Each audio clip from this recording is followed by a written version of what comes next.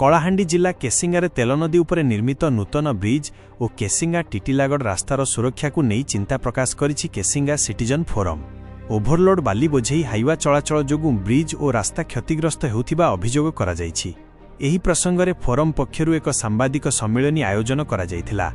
रविवार केसिंगा जगन्नाथ मंदिर परिसर में थिबा मुख्यमंत्री सभागृह में केसिंगा सिटीजन फोरम पक्षरु एही सांबादिक सम्मेलन अनुष्ठित होइथिला।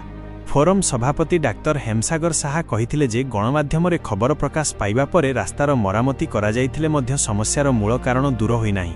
फोरम अभियोग करिछि जे तेलंदीर महादा बालीघाटरू राति समय ओभरलोड बाली बोझेई हाइवा एवं भारीजान नूतन ब्रिज देई चलाचल करुछि। एहा फलरे ब्रिज और रास्ता उपरे अतिरिक्त चाप पड़ुछि।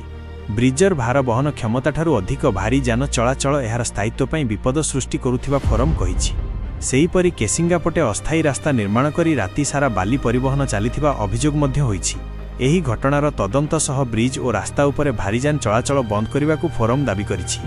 आगामी दिन में विधायक मंत्री और संपृक्त अधिकारी को दाबीपत्र दियाजिबो बोली संगठन सूचना देइछि।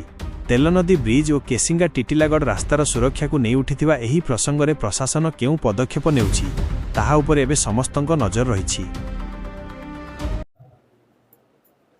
सांबादिक सम्मेलन प्रथम थर पर आज आयोजित होता अंचलर एक गुरुतर समस्या उपरे आपण मानकु अवगत करने आम चाहिलु।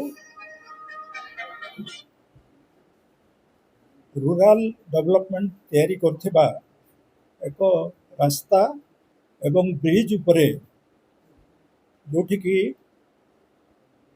10 मेट्रिक टन वेहिकल मूवमेंट करवा कथा हाईवे गुड़ाक 50 मेट्रिक टन बोझाई करिकी ब्रिज उपरे जाउची ब्रिज रो जीवन कमी जाउची।